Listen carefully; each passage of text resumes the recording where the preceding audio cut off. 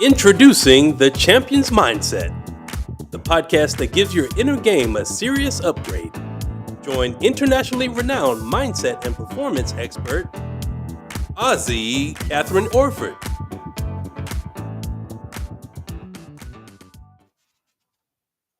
Well, hi there, everybody, and welcome. Welcome to the Champions Mindset. I am so glad you've joined us. Now, whether you are an athlete or a coach athletes, or perhaps you're a business person, an entrepreneur, or just someone that's really interested in personal development, I am so glad you joined us. Tonight, I'm going to be interviewing a really dear friend of mine who is a former professional basketball player turned entrepreneur. And he is going to share so many tips with you that no matter where you're at in your life, no matter what you're doing, I bet there's going to be some gold nuggets. So get ready. Perhaps you might want a pen and paper and just enjoy the show. So without any further ado, welcome Dan Nzinga. You. Thank you for having me. It's an honor to be here. You're somebody I've always looked up to. I love what you're doing, and it's great to be here.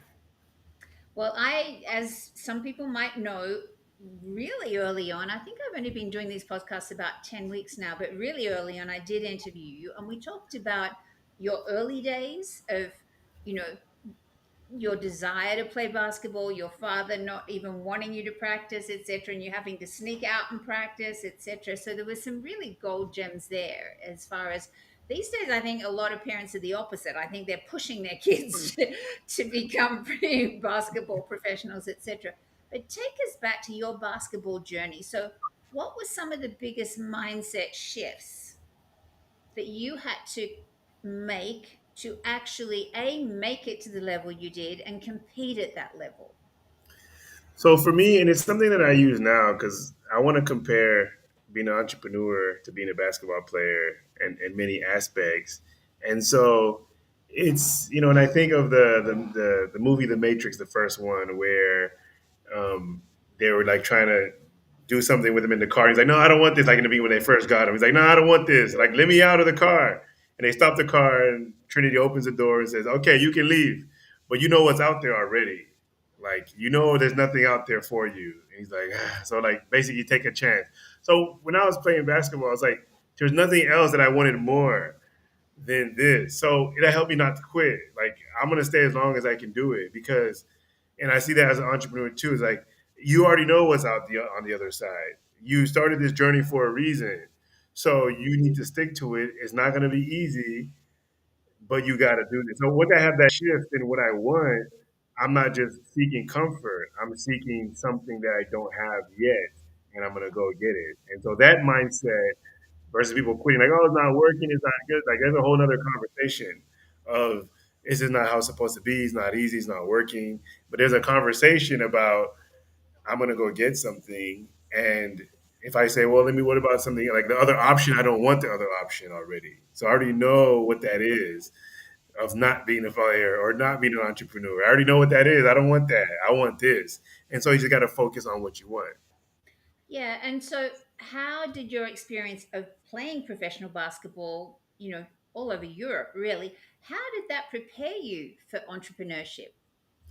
So as a basketball player, you're kind of like an entrepreneur because you have to keep improving yourself, and you have to keep like always trying to improve. So because it's a contract, everybody gets paid differently. You're basically a contractor, and you're trying. If you get hurt, you can't play anymore. You're out. So you have to keep yourself healthy.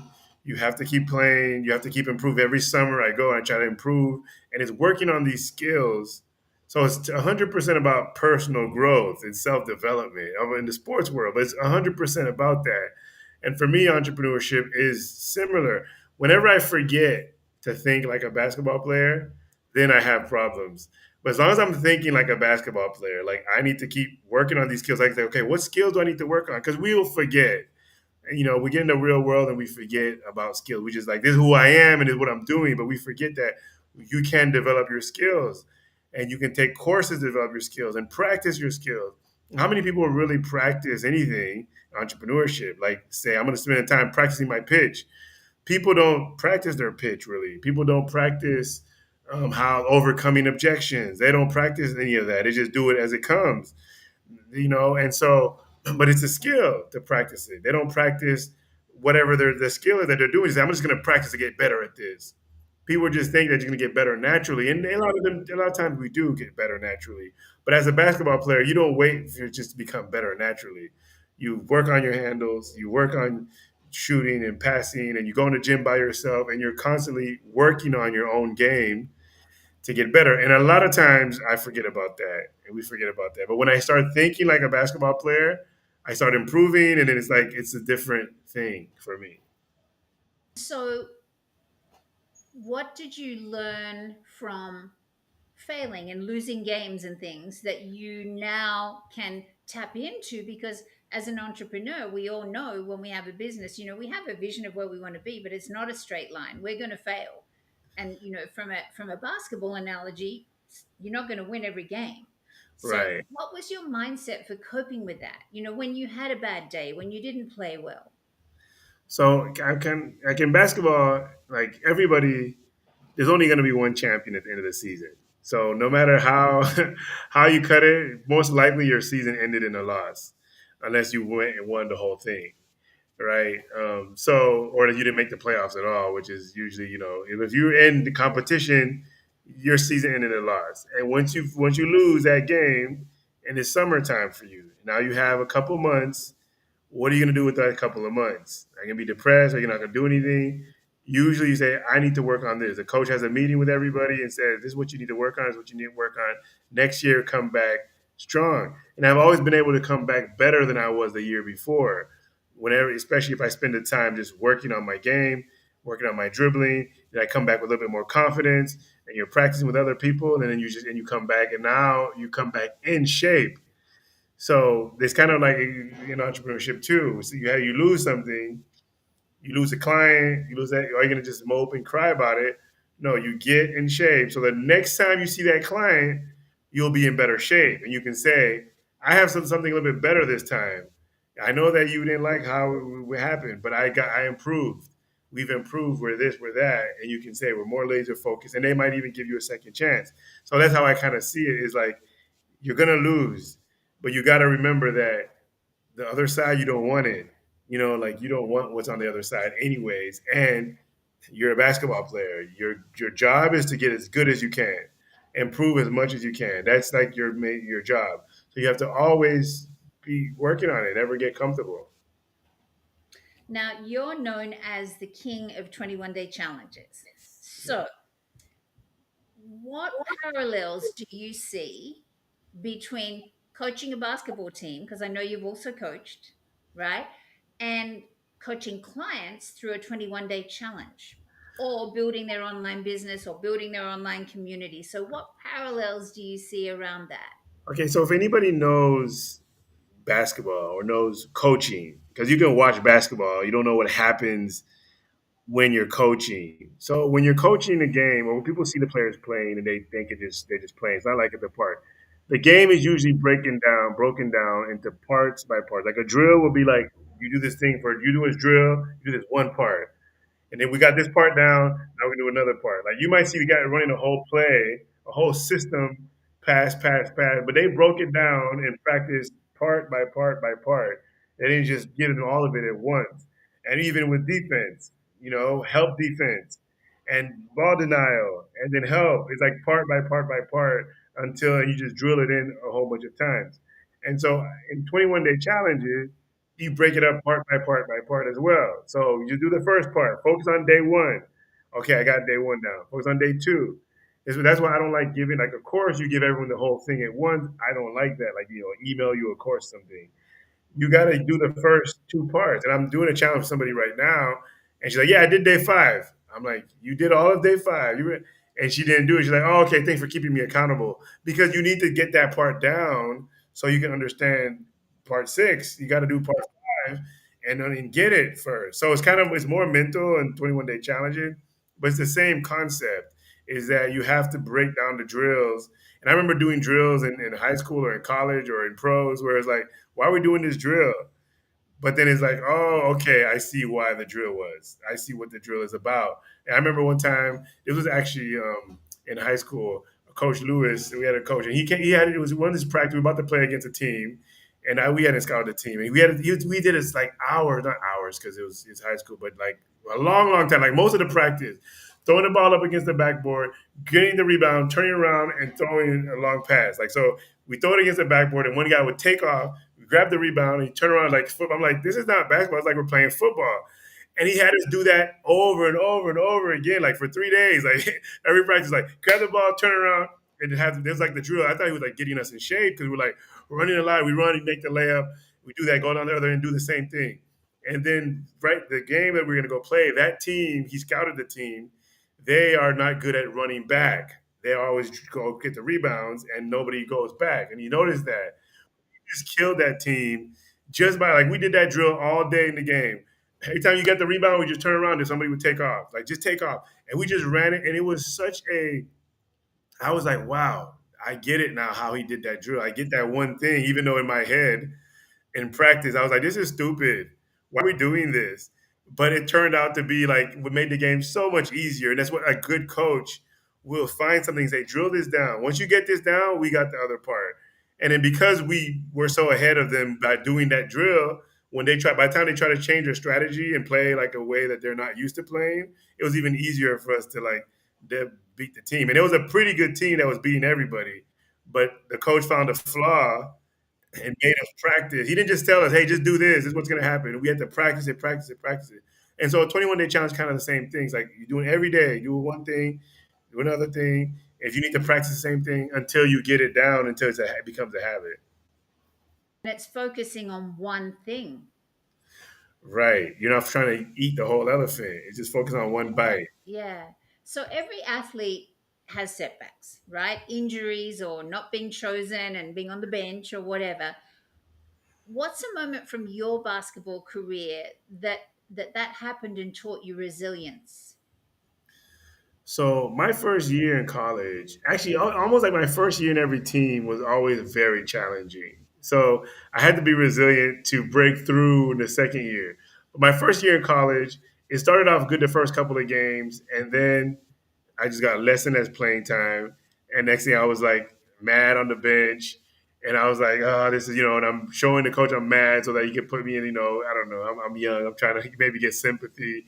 And coach had a meeting with me. He's like, look, I don't want people moping. Like, whenever somebody's like mad or upset, my thing is to try to get them out or off the team as fast as possible so they don't impact the other teams. But if you play hard and you work hard and you do what happens next year when these other guys graduate, you'll already be ahead of everybody. And if you want a red shirt, you can do that. It's like I can red shirt. Like if you want a red shirt, red shirting means to I don't know if you guys in college basketball, if you do an extra year, you got 4 years to play. Gotcha. But you can get 5 years if you sit out a year. So sometimes the school will let you sit out a year while you're on scholarship and not play, but you practice, practice, practice, get better so that you can. And I never had the red shirt, but I was thinking that, man, if this is this hard, maybe I can red shirt a year and just practice and get better so that I can, have an extra year. And so after he had to talk with me, I'm like, I just do my best. And so in my mind, I said, you know what, my goal now is to make sure the guy ahead of me is as ready as he can be for the game. So I would come into practice like it was game time for me. And that guy, I wasn't focused on the game. I was focused on making that guy better. So he's like, oh, I don't feel like working hard. They're like, oh yeah, you're gonna work hard today.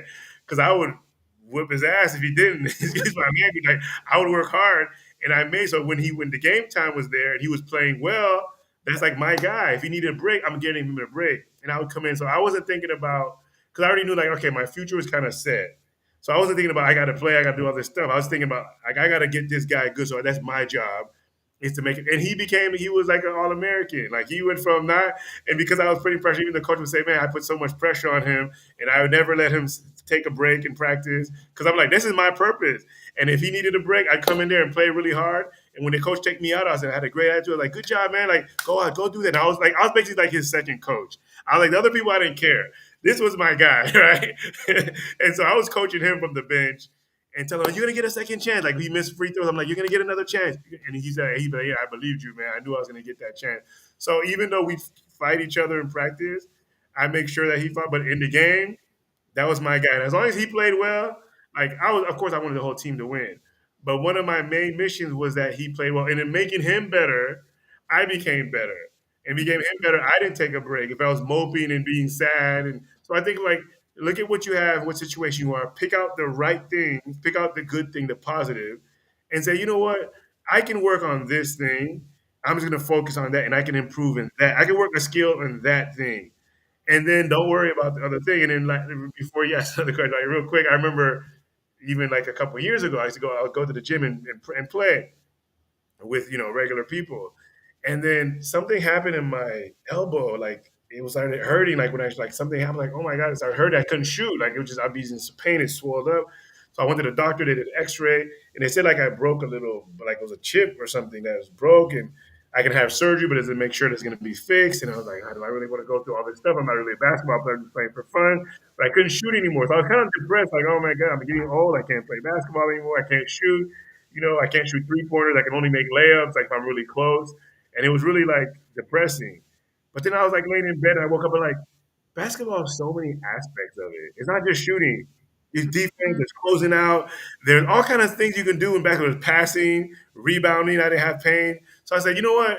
I won't shoot. So I went to the gym. All the guys said, guys, I'm not going to shoot. I'm just going to rebound and play defense. And everybody, they didn't believe me. But then they believed it. Everybody loved playing with me because I'd get the rebound. Oh, Yeah, because I was giving them the ball and I play defense and I work on that part, on closing out, on denial, and I just focus on that because I was playing to get in shape and to be in shape. I'm like, I don't need to shoot the ball to be in shape. I just need to be like Dennis Rodman and run around and grab rebounds. And I had a ball, And the last time I shot the ball, it didn't hurt. So I think after like a year or two, it must have healed by itself. So my point is, you can always find little aspects and be successful at that. You don't have to be successful at everything. and so how do you channel that resilience that you learned about A, when you were in your college team and, pretty much spending your time on the bench, and then B, what you just shared about your injury? How do you channel that into your business now? Because in business, it's the same way. Things don't work. You lose clients, you lose deals. The program you create a whole program, it didn't work out. So we take a lot of losses in business, and you just have to go back to the board and look at how it is.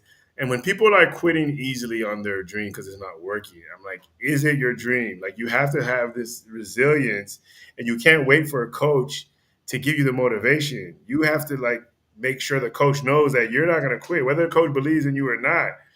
Sometimes I'm pushing my clients to tell them like, no, you can do it. You can motivate. Like I shouldn't be motivating you that hard. You should be motivating me to coach you. You should be like inspiring me that this guy's not going to quit. This guy's going to make it. I want to be part of this team because he's not going to quit. First, to have me think, man, this guy's about to quit. He's going to stop everything. So you just have to like have that thing like, this is what I want. And there's a quote that I always go to. It says, you don't have the life you want because you keep feeding the life you don't want. And that's like a very good quote because whether basketball or life or entrepreneurship, if you keep on thinking about the life you don't want and you keep making plans about what you don't want, like anytime you're planning on quitting, like it's okay, I gotta save for this reason, or I gotta, like you're thinking of your exit plan, you're investing your time and energy into the life you don't want. You have to know what life you want. So if I want to be a basketball player and that's the life I want, I don't need to spend any energy in anything else. Doctors say you're not going to play anymore. Like, yes, I am going to. Like, I'm going to invest my time and energy into this. And same thing in entrepreneurship. I'm going to get the life that I want, even if it takes me 99 years. I'm going to go and for it. And once you have that conviction, nothing can stop you. You're like, only if you die or if you quit and you just keep going. So, what would you say to a young teenage athlete that is aspiring to getting that college scholarship? What are the tips that you could give them? I would say tap into your passion. Like be just passionate about this. It's like this is who I am. Like I'd rather die than not get this. Now I'm not saying people to die, but you just have like there's nothing else that I want. I want this, and just be 100% dialed in that say, even if I fail, it's worth it, right? Some battles are worth it even if you fail, and other battles are not worth it even if you win. But you have to decide that this one is, and I'm going to go all the way so that I can sleep at night. My dream was to make the NBA, and I never did. But I never don't sleep well at night because I know I gave everything I had, and I had other teammates who I'm like who are better than me, more talented. I'm like, you can make the NBA, and they're like, yeah. I'm like, why don't you wake up early with me? Come, let's go to the gym. Like, nah, I'm not gonna do that. He's like, I know, like, if I did that, I probably could, but I don't want to do that. Like, they just want it to happen easily. And a young person, you want to get a basketball scholarship, get passionate about it, and go out and dominate and play your heart out because it's gonna feel good. That conviction that you have that this is who I am. I'm going to give, even if you never get the scholarship, you will feel good knowing that in high school, in this moment, this is who I was. I was 100% dedicated. I gave everything. You're going to get so much out of that. Even if it's not the scholarship, you're going to get a great high school career. You're going to get respect of others. You might win the championship. And most likely, you're going to get the scholarship. It might not be the school you wanted. It might be a junior college. It might be a Division 3 college. It might be Division 2. But this is who you are, and you're going to go for it. And if you have any skill, which you can gain the skill, you can play. Like basketball, you don't have to be the most talented guy. If you can run, you can make a layup, you can work on your skills, right? And even if you don't have skills, I play in college basketball. I played in Europe. There's some guys who don't have that much skills. Even in the NBA, guys like Charles Oakley. If you got old school guys, they don't have that much skills. They always play. They just have heart, they have grit, and they're in shape, they run, they play defense. Sam Perkins, he didn't have a lot of skills. There's a lot of these guys do not have skills, but they play the game that they love. And that's what you got to say. I love this game so much, I'm gonna do whatever it takes to keep playing. So, what would you say, like when talent scouts were coming to watch you play, did you choke or did you, like, how did you manage that? Because I speak to young athletes and they're going, oh my God, I hope I can, show what I'm really worth when it really, really counts. And that's why I have the Inner Game of Winning online program, which is at the bottom here, because sometimes people have all the talent in the world in training and then they choke when it really matters. So how were you in that situation? Can you remember what it was like when you knew talent scouts were going to be watching you? Well, you know what was amazing is the only person that ever, like, I feel like I didn't play well when he came to watch me, maybe because I wasn't pleased, was my older brother. I have an older brother, and he'd hear about how good I was, and he'd show up to the game, and I wouldn't do well. Like, even one time, he dropped me off at the gym, and I was playing, and he said while he's coming in the gym, these guys were talking about, man, there's this guy in there that's killing it. He's really good making threes. Like, people were talking about me. He heard them talking about me. So he said, "Oh, okay." He came to pick me up. I'm about to go. No, no, no. Go ahead, keep playing. I want to watch. And I was just like, I don't know, the pressure. I didn't do well. That happened so many times. He hears other people saying how good I am, and then he's like, "Well, I didn't see that." Like one time in college, I scored like 50 points in something like in a. It was like 56 points and like a game and a half or something like that. And then he heard about it. He's like, man, I gotta come. I gotta see this. And it's like I just wasn't playing good. But as far as scouts and other people, my game was not based purely on skills. My game was based on hustle and working hard and running and stuff like that. So I knew that I could count on. I knew my defense I could count on. It's really like something that I had confidence that I was going to be the hardest worker on the court. So I Mm-hmm. didn't have the pressure because it wasn't based on skills really. It was just based on grit, working hard, and then I would be open and I would shoot. And I remember in Europe one time, I was trying out for a team. It was like after, and then the guy had talked me. I thought the team already knew me. I was possibly going to go to another team, and so I was just relaxing, passing the ball. I wasn't really like I was trying to get my friend. I had a friend that was trying out for the team. I was trying to get, but halftime and half it was like this game. And then halfway through, kind of like a summer league, and they going to the agent was like, "Dan, you need to start playing. These guys are watching you." I'm like, "They already know me." Like, "No, you need to play and show what you got." I'm like, "Oh, okay." And so I started shooting the ball. It's like, "There you go." But I really just wasn't thinking about the scouts. I was just trying to help other people But then I was like, oh, okay, cool. Let me play the game, and then I started shooting and making and dribbling and doing my thing. And then he was like, there you go. Now, now this is the. I'm like, I didn't think I was being scouted. I thought I was just here to help everybody else out. So you got to always come ready to play because they're That always watching. story about your brother coming to watch you and you not necessarily showing him, what you could do reminds me of I was living back in Australia, and Brad Dalton, who's a former dual Olympian basketball coach, had me work with his under 22 women's league, and they won the state championship for the first time. They were coming fifth halfway through the season, and I did 2 sessions with them. He used to ring me and put me on speakerphone, and I'd do all my rituals and things with them. And they ended up winning the whole state championship. The following year, I think it was, his varsity boys team had lost their stars. They'd won the nationals the year before, and they had a team. He said, look, I've got a really good team. They don't have the depth that I had last year, but they have good skills. I mean, he's a former Olympian, so he knows how to teach the skills, right? So I worked with the boys, and they were getting thrashed halfway through the season. And then ultimately, we won the whole conference final by 30 points from playing a team that had thrashed them twice during the season, right? So they win the conference final. They also win a trophy for the highest point score, I think, in the whole conference. And we've done that. And then there's some sort of an invitational. And it's not part of the conference, it's just an invitational with this other team. And there was a gorgeous young man. I can't remember his name. I can see his face, but I do know his dad was Jerome, and Jerome was an African American guy who had come to Australia, former professional, and he actually taught Samara in Potters League, right when Samara, my daughter, first started playing. Anyway, Jerome's son was probably the most talented person in the team. He wasn't that tall, but he had great skill, right? Jerome turned up to this invitational, and his son played so bad, so bad, to the extent where after the game, I said to Jerome, I'm not sure it's a good idea that you show up, for these games.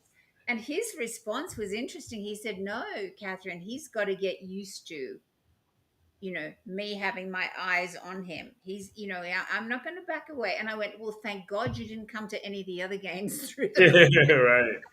I don't know whether we would have won that conference final because this poor kid just fell apart knowing that his dad was there. And I think these days there is so much pressure, especially with fathers for some reason. I think it happens with mums as well, but fathers maybe I had this happen occasionally in my performing arts school, but they were never the right fit, thankfully, and those parents left.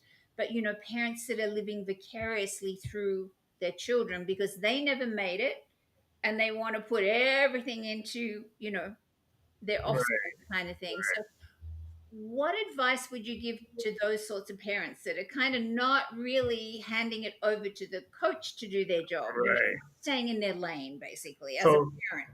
got it. So that's a tricky question because I never had parents that were like coming. My dad watched my last high school game and my last college game. That's it. My dad didn't come to any games. He didn't, and he was like, like, oh, okay, like he didn't really care. My dad's a pastor, and for him, sports was like a waste of time. Or like, why, like we should grow out of it. Like sports is good when you're young, but then you're getting old, like you should do something else. The whole world of sports, he always thought the athletes didn't even know how to sign. He's like, all they know how to do is sign their name. These guys don't even know how to read or write that well, because he thought they just give them grades. These guys are not that smart. So he was like under that thing. And my dad used to always say, God doesn't make any mistakes. If he wanted you to be a basketball player, he wouldn't have had you born in this family. We're a pastor's family. So I had to go, I had to be in. But my brother also played sports and soccer. And he would always say that. He's like, God doesn't make mistakes. Like, you guys, this is a phase you're going through. And my brother actually played Division I soccer, and he actually did a little bit pro too in soccer. But we were like, me and my brother, the one that like we were like very into sports. So I never had parents that were that on me. But I always felt like this is my space. I never felt like I needed my parents, right? I felt like this is my space to be me. I didn't really want my dad there because I probably would have been like being respectful and everything. But this was me to be wild and be me, get rebound, talk trash. I don't know if I would have been talking trash to kids or being, however I was being, I don't know, fighting. I didn't fight or anything. Actually, I never got a technical foul in all of my whole playing days. I never got a technical foul for like talking bad. One time in a scrimmage or in like a thing game, I was hanging on the rim. I went for a dunk and I hung on the rim and they got me technical. But I never got a technical for talking bad or giving bad attitude or anything like that. And even though I did talk to refs, so I don't know how it would have been there.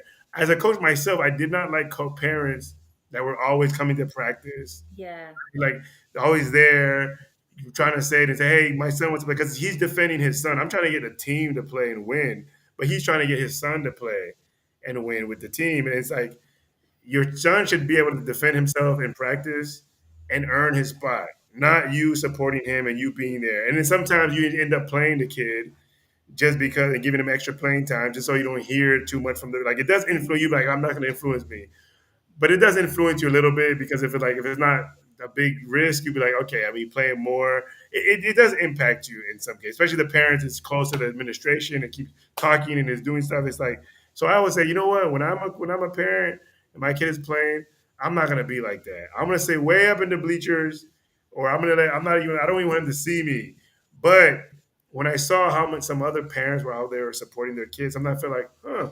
I wonder what it'd be like if my parents really supported. Maybe it would have helped me out. Maybe it wouldn't have. I don't know. So that question is kind of like I Mm, don't know how much, but I just know as a coach, it's really annoying when the parents are super like aggressive and then you're trying to teach them their own thing and like you know for me, do whatever you want to do with him as a kid and when at home. But when he comes to practice, this is my area. This is my time, and in the game too is my time. Your son is not the priority.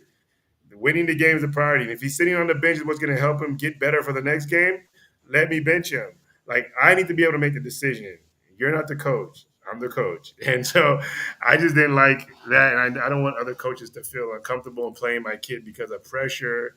Um, but I guess it works sometimes for the kid. but what about the parents that come to the game and they're shouting out all the instructions to the kid, and it's like honestly, and I'm guilty of this. I've got to be really vulnerable here and admit that I would my daughter's playing and I'd say hands up or guard your player or whatever it was. And what I realized since, I mean, she's all grown up now, but what I realized is it's a distraction because they don't know whether to listen to you, the parent, or whether they should be listening to the coach. And so, are they actually able to be really present on the court? I think we Well, do that's the coach's we do fault. I mean, I think, a disservice. yeah, I as a coach, anytime if that ever happened to me, that kid would never play. Like, no, like the coach needs to let him know, like, look, everybody who's there is a fan. We're playing. They're not coaches, they're fans. And even fans will say, hands up, defense. Fans are allowed to yell stuff out. And I remember one time in college, the girls were playing, the women's team was playing before us, and I was up in the stand, and I was yelling stuff at, hey, put her in the games. I was supporting, and the coach got mad at me. The coach was looking at me like, why are you talking? I'm like, I'm a fan. What are you talking about? I'm supporting the game. I'm like saying, oh, good job. Put KATHRYN back in the game. Good job, KATHRYN. And then it was like, he was like mad at me. I'm like, I'm a fan. Like, you can't let what people are saying bother you. I'm not going to let the fans bother me. This is their job. People are booing. Some people are encouraging. You got to shut all that stuff out. And I tell the players, your families are fans coming to support. They can say whatever they want. That's great. They can say go for the rebound, do that. But you got to stick to what we've practiced and what I tell you. I'm the coach, not the parent. But I guess that if you have so much respect for your parents, and I mean, I never had that because my parents really didn't know basketball as well as I do. So my parents would never. You didn't have that challenge. Yeah, I didn't have that because my parents weren't even there to support. But I wouldn't have listened to another parent that's talking like you weren't in practice. Like I don't see how a parent can tell you what to do. He wasn't in practice. He can't. Yes. You don't know what I practice. Like how would you? Play them and to be, yeah. Yeah, like he. So I would pick a coach. A guy that's listening to his parents is like, no, that's he wouldn't play if I was the coach. All right. So, if you could go back and talk to your younger self, young Dan, as a rookie player, what would you say to him about mindset and what really matters? I would say kind of like what I had said, like fall in love with the game. All my first year, like when I went to France as well and I played, that first year was really challenging. until I just said, just keep playing for fun, like love the game again. And then Mm. once I loved the game again, I got my game back, and then I was just like more energetic, and I was back because I was playing for love, and it was just fun again. And so that's what I would give myself. One thing I do want to leave with anybody listening in the audience that could be for business and also for basketball. Like just measure yourself. There's three things you want to be the best at. Like you want to measure yourself at. Okay, and say, and this is you can do it. I want to be the hardest worker. If you are the hardest worker, he's going to make an impact. You're going to play, even if you don't have the skills, if you're the hardest worker. How are you the hardest worker? Dive for loose balls, play defense. You can't be the hardest worker if you're not in shape. So you got to, in the summertime, go run, get in shape, run, keep running, get in shape. You got to get in shape because if you're not in shape, you can't work hard because basketball is unfortunately just about the heart. It's not football. It's heart. It's in shape. You got to run because that's how you can play defense. You got to run. You got to run. So you got to get in shape so you can work the hardest. So that's your first goal. I want to work harder than everybody else there, and I want it to be clear and that everybody can see I'm the hardest worker on the court. That means showing up early, leaving late. So the second thing is to work longer than everybody. So I got to be the first in practice. At least if I'm not the first, I'm gonna be the last to leave. Don't let anybody leave after you. Be the last to leave, no matter what happens. And if your parents are picking you up or whatever, tell them I want that you want to do this. You want to be work the longest. If they can pick you up later, or if you can put you up, whatever. Try to get people in your life involved in these three things. It's like I want to work the hardest and work the longest. And if you do that, you're obviously going to get better than everybody because you're just getting more reps in, you're getting more practice in, you're more hungry. While everybody else is tired, they're doing drills. Everyone's like, behind the line, you jumping to the front of the line, you're doing the drills twice. The coach likes that enthusiasm. Like, yeah, good job. People used to call, man, this guy's a monster. He never gets tired. Like, you got the heart of a dog. It's like, because I'm like running, but it gives me more reps in and it gives me more practice. So what they got in 2 hours of practice, I got more out of my 2 hours, Mm. and then I work longer than they did again. So he's like, this guy, what does this guy eat? So once people start giving you that reputation of working longer and harder, and then the third one is to work smarter. So working smarter is you just learning different things, being efficient, don't waste time dribbling. It's not even about being more talented. It's just being smarter, shot selection, kind of being a coach of the game, kind of reading that stuff like that. If you can do these three things, or two out of three, you're gonna be good. If you can be the top, be your hardest worker and hardest thing in your life in your on your team, and the smartest, you got it. And same thing in business too. I'm gonna say, you know what, I want to. That's hard to compare because in business you're not seeing the other people how hard they work or how long they work. You Mm. know, you just got it. So you're kind of like just guessing, and then you can compare to yourself of what it is, of what is. Hey, everyone's just working like 8 hours or 10 hours. Let me work a little bit harder. Working hard in business means staying focused, right? There's something called noise to signal. Okay, and what that is like the signal is what you have to do in the next 18 hours. That thing is like you're in the jungle. There's like a signal, tee, tee, tee, tee. You're like, but there's a lot of noise too. So you got to like, okay, what's the noise and what's the signal? The noise is everything that's distracting you. You know, baby mama phone calling, drama, TV playing, anything that's stopping you from getting your job done is the noise in your life. And then we all have noise. And some people's ratio, I heard that Steve Jobs was like 80-20 ratio of noise to signal. So he was like, thing. And somebody said that Elon Musk is 100% signal. No noise in his life. He's just sleeping. He wakes up 100% about that. So I try to increase that and to be playing hard or working hard is just having sure that I'm not being distracted by a whole bunch of things. And I work off of Facebook sometimes and I get distracted. I'm like, oh, it's noise. So that's the three things. If people can get that in their practice in their business, that's going to make a big difference for them.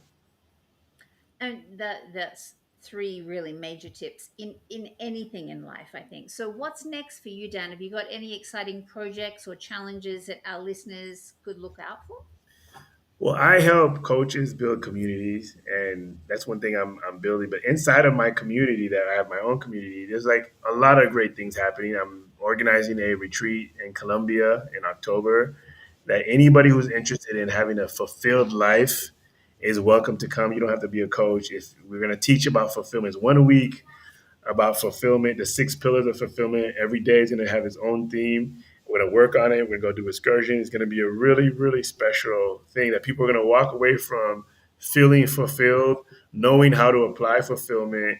When you're not feeling fulfilled, you can look at the chart and look at what you have to do and just practice. Because fulfillment is really the feeling, the consciousness of what your experience is, like being conscious of your experience. Because a lot of people have the experience and not conscious of it. So we're going to teach all of that, so that, because I believe that if you have a fulfilled life, you can more easily reach your goal because you're not going to quit.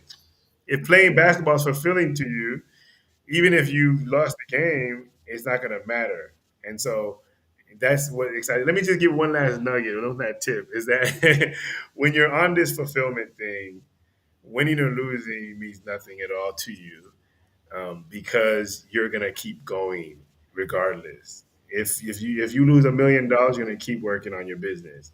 If you gain $1 million, you're gonna keep working. If you lose in the finals, the next day you're gonna go to the gym and practice. If you win, you're gonna go up and practice. Floyd Mayweather always practiced. He never lost, so I can't compare. But if he lost, he would have went back to the gym and practiced. So once you get to the point where fulfillment means more to you than winning or losing, right? Because that's the fuel that keeps you going, then you'll never lose because you'll keep going. So where can people go to learn about they might want to join a 21-day challenge, or to learn more about your community building and or the retreat you're going to be doing? They can go to my website, which is dannzinga.com. So just my name, but connected, DANNZINGA.com. And on there, they can see where to set up an appointment with me about building their own communities, or they can participate in a challenge. They can look at our retreats, give a donation to our foundation that we're doing. So there's everything. They can find everything on dannzinga.com. Awesome. Well, thank you so much for joining us. It's awesome to talk to you. Honestly, we could talk for hours, I know. I hope our listeners have enjoyed this and found some gold nuggets. If you found one gold nugget, I really invite you to comment below. What was it? What was it that Dan said or I said that actually really resonated deeply with you, and you've gone, yeah, I'm going to take action on that? Because we would love to know how we're inspiring you. My whole purpose is inspiring you to really develop a champion's mindset, so that when things don't go the way you want, which, let's face it, life is like that, that you can actually bounce forward. I don't like the term bounce back, because when we bounce back, we're going back to who we were before we learned the lessons.